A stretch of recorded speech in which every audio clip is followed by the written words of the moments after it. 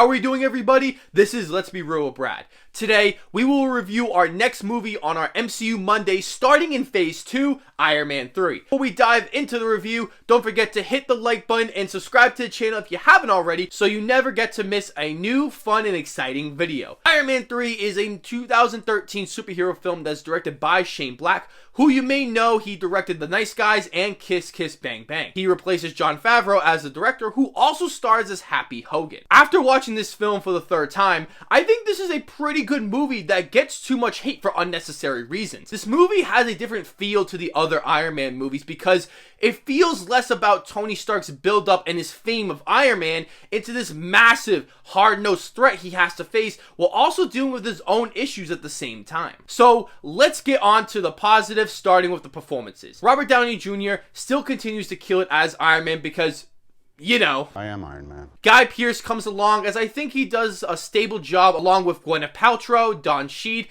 and Ben Kingsley. Visual effects are also awe-inspiring with the film that I think looks better than both the first two films, with tons of crazy and explosive action scenes that just fly on the screen. There's a ton of wild action they can pull off with the visual effects that make it all the more exciting. I think the writing works very well with being much edgier than I remember for a typical MCU film. Shane Black has proven to be a good writer, so this is no exception here. I also enjoyed how the film hones back on the Iron Man part of it, which I know people have had a complaint over, but it gives a healthier and more in-depth, complex look at Tony Stark himself and what he does without the armor. It works directly for the movie, almost like Spider-Man 2 does. It makes the character much more interesting, especially with many of the issues he faces because of the events of the Avengers, which I thought was a nice touch to add. Seeing Tony trying to figure out how to get out of these insane situations without using his armor and gadgets all the time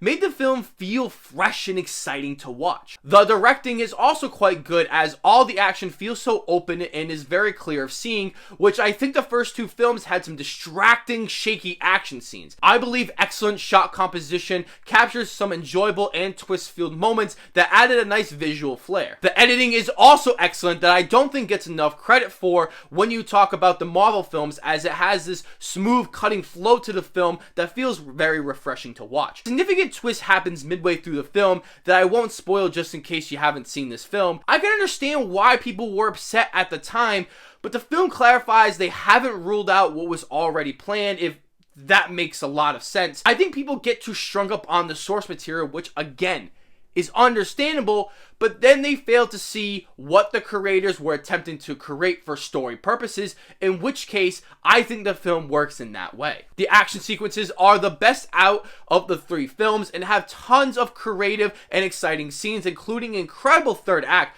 that was awesome. Always feels so grand, in which it should with this particular story it has. Some people have complained there isn't a whole lot of action in this one, I think there is a significant amount in this one that always feels like it is purposeful for the story. It is very well shot, so I am pleased with it. The film does have its negatives, starting with the inconsistent tone of humor presented in the movie. This is a big issue the Marvel films have faced since I found myself out of the film's action-heavy, painful moments. The Marvel films try to please all general audiences, so they often mix humor with heavy drama. There is an essential subplot of Stark that I don't feel goes to its absolute potential. I understand there is an arc in the film, but I feel as though by the middle of the film, it feels like it starts to go away, and then by the end, that arc somehow feels complete, and I think it could have been handled better. I found the main villain to not be as great as I wanted to be. Even though there is a twist with this villain that I actually liked way more than most people, I still found the villain to be kind of bland and just another Marvel villain. Overall, I really enjoy this movie quite a bit, as it can pack in all the punches for an exciting, action-packed Marvel film that still manages to be loads of fun, hilarious, and filled with great acting and writing to go along with it. My ranking of the Iron Man films would be 1, 3, 2. I'm giving Iron Man 3 a 6 out of 10. So, let me know down below if you have seen Iron Man 3, and if you have, let me know down below in the comments section what you thought of the film. Next Monday, we'll be talking about the worst MCU film, Thor: The Dark World, that I have managed to see once, so be sure to check it out before next week's video. As always, I will see you all in the next video.